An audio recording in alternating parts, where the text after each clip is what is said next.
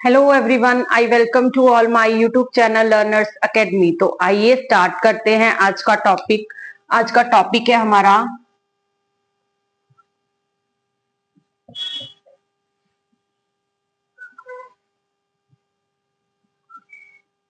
Cognition and emotions.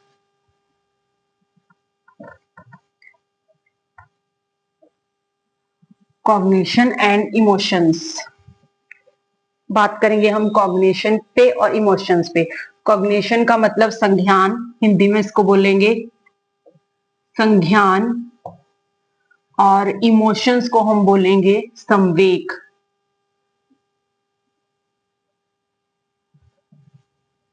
जब भी हम अपनी लाइफ में कुछ नया सीखते हैं, कुछ नया लर्न करते हैं, उसमें सबसे ज्यादा इंपॉर्टेंस इन दो चीजों का रहता है। किसका?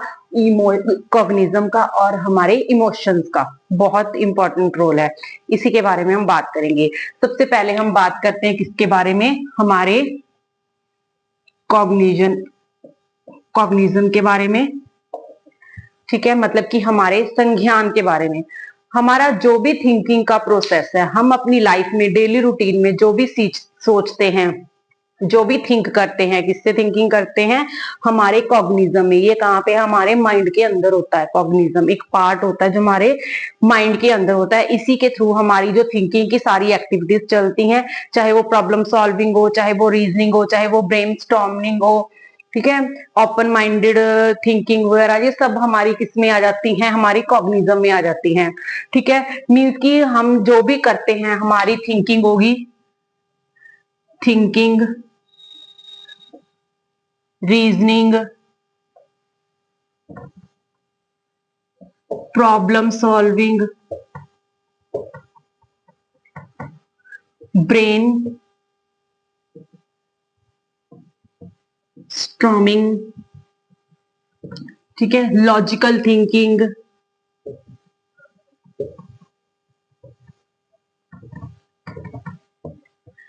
ये सब कहाँ पे आती है? हम कहाँ से करते हैं? हमारे संज्ञान से करते हैं, हमें हमारे कॉग्निशन से करते हैं, हमारे कॉग्निज्म से करते हैं। ये सारी की सारी एक्टिविटीज हम किससे करते हैं? हमारे संज्ञान से करते हैं, हमारे माइंड से करते हैं। ठीक है, आपको इसका मीनिंग प्रॉपर समझ आ गया होगा। ठीक है, अब जब भी हम कोई नई चीज अपनी लाइफ में सीखते हैं, तो उसको सीखने का कोई ना कोई प्रोसेस होता है। ठीक है, जब भी हम कोई चीज सीखते हैं तो किससे सीखते हैं? हमारे संज्ञान से सीखते हैं। हमारे ये क्या है? हमारा एक मेंटल प्रोसेस है, कॉग्निज्म के अंदर होता है एक मेंटल प्रोसेस। जब भी हम कोई नई नॉलेज एक्वायर करते हैं तो किससे करते हैं? हमारे मेंटल प्रोसेस से करते हैं। तो मेंटल प्रोसेस को की नॉलेज को एक्वायर करने का एक प्रोसेस होता है। तो इसी प्रोसेस के बारे में बात करते हैं। क्या है? द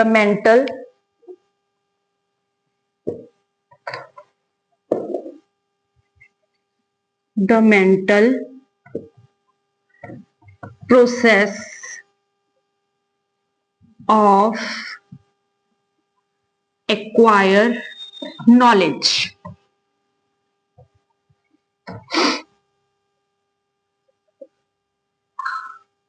नॉलेज को एक्वायर करने का जो प्रोसेस है उसके बारे में हम बात करेंगे। जब भी हम अपने माइंड में कोई नई नॉलेज प्राप्त करते हैं तो उसके कुछ स्टेप्स होते हैं। क्या क्या स्टेप्स होते हैं? पहला स्टेप होगा उसका परसीविंग, परसीविंग। दूसरा होगा recognising,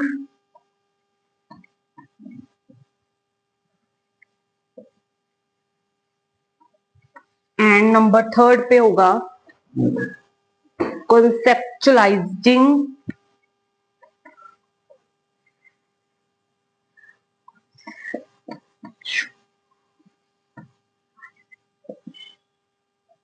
conceptualizing, next memory,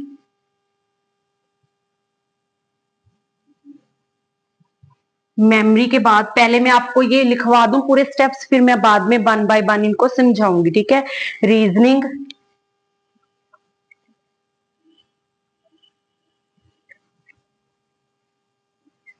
number 6 पे प्रॉब्लम सॉल्विंग। ठीक है, ये जो है 1 2 3 4 5 6, ये 6 स्टेप्स हैं। 1 2 3 4 5 6, ये 6 स्टेप्स है। जब भी हमारे मेंटल में कोई भी नई चीज को एक्वायर करने का जो प्रोसेस चलता है, तो इससे हम कोई भी चीज को एक्वायर करते हैं। पहले हम रिसीविंग करते हैं, मतलब कोई भी चीज हो रही है उसको हम पहले क्या करेंगे, रिसीव करेंगे, भी क्या हो रहा है, कैसे हो रहा है। फिर हम उसको रिकॉग्नाइज करेंगे। रिकॉग्नाइज मतलब हम उसकी पहचान करेंगे चीज की अच्छी की, कि ये चीज कैसे हो रही है। ठीक है, फिर हम उसको कॉन्सेप्चुलाइजेशन करेंगे, मतलब हम अपने माइंड में उसको लेके एक वो बना लेंगे कि ये कॉन्सेप्ट है। जैसे हम बात कर ले, हमने प्याजे की थ्योरी की है या फिर वाइगोस्की की थ्योरी की है, तो हमने उसको लर्न करने के लिए अपने माइंड में एक कॉन्सेप्ट बिठा लिया है कि पहले क्या MKO होगा, फिर ZOPD होगा, ऐसे ऐसे। या फिर हम बात कर लें प्याजे की थ्योरी की, ठीक है, तो उसमें भी हम स्टेप बाय स्टेप याद करते हैं कि हम एलिमिनेशन करेंगे, एसिमिलेशन करेंगे, है ना। ये सब चीजें किस में आ जाती हैं, कॉन्सेप्चुलाइजेशन में आ जाती हैं। पहले हम चीज को रिसीव करेंगे, देखेंगे क्या है, फिर हमको इसको पहचानेंगे, फिर उसका हम कंसेप्ट बनाएंगे अपने माइंड में, देन उसमें माइंड में मेमोरी में याद रखेंगे। मेमोरी मतलब हमारी समृद्धि, समृद्धि में हम याद रखेंगे कि हमने कितनी चीजें याद रखी हैं और कितनी हम भूल गए हैं। फिर हम रीजनिंग करेंगे। रीजनिंग क्या करेंगे, रीजनिंग में हम करेंगे हमने जो सीखा था, हमारे माइंड में जो था उसमें से कितना हमारे पास है और कितना हम भूल गए हैं। ठीक है, तर्क करेंगे कि कैसे कर पा रहे हैं हम ये सब, कितना हो गया और कितना रह गया, ये क्या होगा, हम रीजनिंग करेंगे। फिर प्रॉब्लम सॉल्विंग करेंगे। ये हमारे स्टेप्स होंगे किसमें, कोई भी चीज को, कोई भी नई नॉलेज को एक्वायर करने के लिए हमारे मेंटल में जो प्रोसेस हो रहा है उसको अडेप्ट करने के ये 6 स्टेप्स होंगे। पहले होगा परसीविंग, फिर होगा रिकॉग्नाइजिंग, फिर conceptualising, then memory, then reasoning, then problem solving. ठीक है, तो जो भी हमारा ये प्रोसेस है सारा किससे रिलेटेड है, हमारी थिंकिंग से रिलेटेड है। ये सब जो भी कर रहे हैं हम किससे कर रहे हैं, हमारी थिंकिंग से कर रहे हैं। ठीक है, ये बात को याद रखना है, थिंकिंग से कर रहे हैं। हमारा ये जो सारा प्रोसेस है, मेंटल प्रोसेस है, हमारी थिंकिंग में हो रहा है। ठीक है, तो नेक्स्ट हम बात करें इमोशंस की। ये तो हो गया हमारा कॉग्निज्म। कॉग्निज्म के बाद आ जाए इमोशंस पे। अब आपको पता ही है जो इमोशंस हैं वो किससे रिलेटेड होंगे, वो हमारे हार्ट से रिलेटेड होंगे। ठीक है, इमोशंस, इमोशंस किससे रिलेटेड होंगे, हमारे हार्ट से रिलेटेड होंगे। ठीक है, हमारे हार्ट से हम जो भी फील करते हैं, कहाँ पे, हमारे दिल में, हमारे हार्ट में फील करते हैं ना। आजकल तो बड़ा ट्रेंड है ऐसे करके हार्ट बनाने का, तो उसी से याद रख लेंगे। जो इमोशंस होते हैं कहाँ पे होते हैं, हमारे हार्ट में होते हैं। ठीक है, एक व्यक्ति है, व्यक्ति का नाम है वॉटसन। वॉटसन, इन्होंने कहा है कि जो भी पर्सन है, जो भी इंसान है, इनमें जन्मजात मतलब जन्म से ही हमारे अंदर 3 तरह के इमोशंस पाए जाते हैं। कौन से, FA, फियर, एंगर और L। क्या कौन कौन से हैं, फियर, एंगर और लव। मैं इसको ऐसे लर्न करती हूँ, FAL। ठीक है, फॉल से फियर, एंगर और लव। किसने कहा है ये, वॉटसन ने कहा है। वॉटसन नाम के एक व्यक्ति थे जिन्होंने कहा था जो भी व्यक्ति है, जो भी इंसान है, उसमें जन्म से ही 3 तरह के इमोशंस पाए जाते हैं। मतलब जन्म से ही हमारे अंदर ये इमोशंस होते हैं। कौन से, फियर, एंगर और लव। जब हम, फियर तो होता है जब हम बच्चे को ऊपर उछालते हैं तो वो डरता है ना, मतलब उसको डर लग रहा है। फिर धीरे धीरे हम बोलते हैं गुच्छा करके दिखाओ, गुच्छा करके दिखाओ, तो वो एंगर हो गया। फिर हम करते हैं हगी करो, मतलब प्यार हो गया। मतलब ये 3 इमोशंस हैं जो बच्चे में जन्म से ही पाए जाते हैं, फियर, एंगर और लव। और जो इमोशंस होते हैं इनका हमारी लाइफ में क्या रोल है, ये हमारी लाइफ में कलर्स भरते हैं, कलर्स करने का काम करते हैं। अगर हमारे अंदर इमोशंस नहीं होंगे तो हम क्या होंगे, हम फीलिंगलेस हो जाएंगे।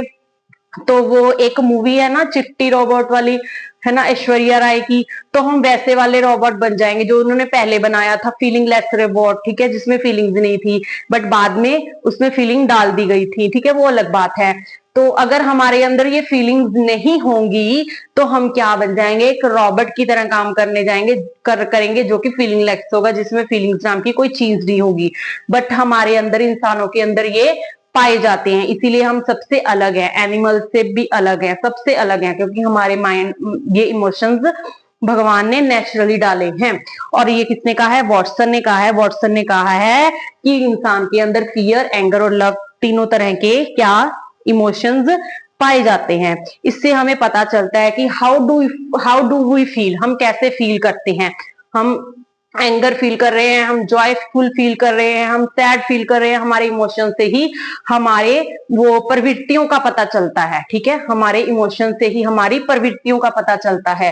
तो जो प्रवृत्तियां हैं, एक मैकडूगल नाम के व्यक्ति हैं जिन्होंने मतलब 16 इमोशंस के लिए 16 ही इंस्टिंक्टिव मतलब प्रवृत्तियां बताई हैं। उन्होंने एक तरफ 16 इमोशंस बताए हैं, दूसरी तरफ इस 16 इमोशंस को लेके कैसा इंसान प्रवृत्ति करता है, कैसा वो इंस्टिंक्ट करता है, उसके बारे में बताया है। वो अलग बात है। ठीक है, लेकिन अब हम यहाँ पे आते हैं। यहाँ पे हमने इमोशंस का छोटा सा कॉन्सेप्ट करना है, जो कि हमारे एग्जाम के पॉइंट ऑफ, बस एग्जाम में हमारा क्वेश्चन आए हम क्लियर कर ले, इतना ही हमने करना है। ठीक है, तो हम इससे क्या करते हैं? हम जॉय फील करते हैं, हम सैड फील करते हैं। और अगर बात करें, जब हम ये सब चीजें फील करते हैं तो उसका सीधा इफेक्ट किस पे पड़ता है? हमारे माइंड पे पड़ता है ना।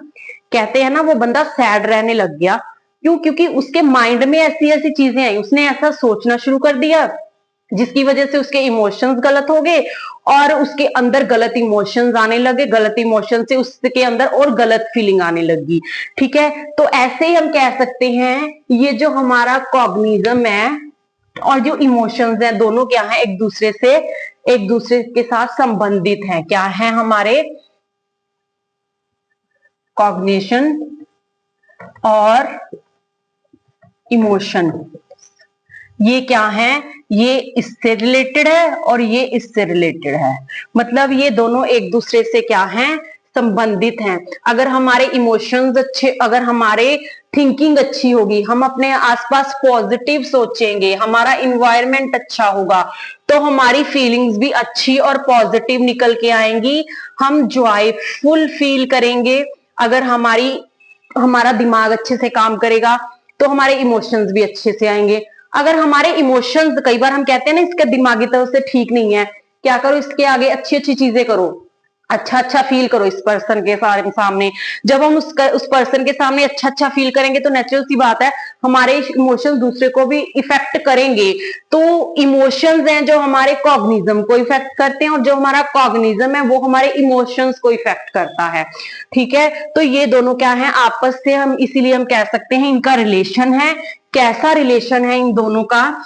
ये दोनों क्या है? इंटर रिलेटेड हैं, इंटर रिलेटेड हैं। और क्या कह सकते हैं? बाई डायरेक्शनल हैं। दो ध्रुवीय, मतलब दो है, दो हो गए ना, दो ध्रुवीय हो गए। और क्या है? इंटरट्विंट है। और क्या है? इंटरट्विंट है। ठीक है, और क्या है? इंटरट्विंट है। और याद रखना है हमारे इमोशंस और हमारा कॉग्निज्म दोनों एक दूसरे को बहुत ज्यादा इफेक्ट करता है।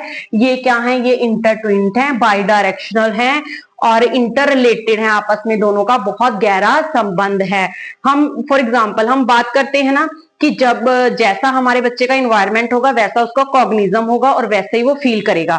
इसीलिए कहते हैं ना बच्चे को स्कूल जाने, बच्चा रो रो के नहीं जाते, हमेशा स्कूल हंस के जाते हैं। ठीक है, क्यों? क्योंकि उसको इन्वायरमेंट अच्छा मिलेगा, पेरेंट्स अच्छे से डील करेंगे, टीचर्स अच्छे से डील करेंगे, हंस के डील करेंगे, खुशी खुशी पढ़ाएंगे, तो बच्चा भी, उसके इमोशंस भी अच्छे से इफेक्ट होंगे, तो वो हंस के स्कूल जाएगा।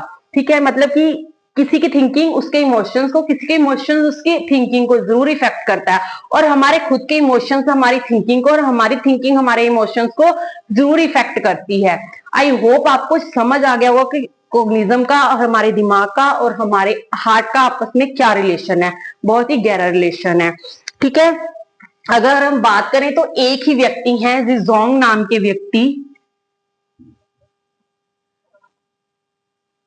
जीजोंग नाम के व्यक्ति, इन्होंने क्या कहा है?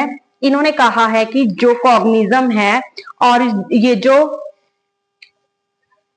जेजोंग,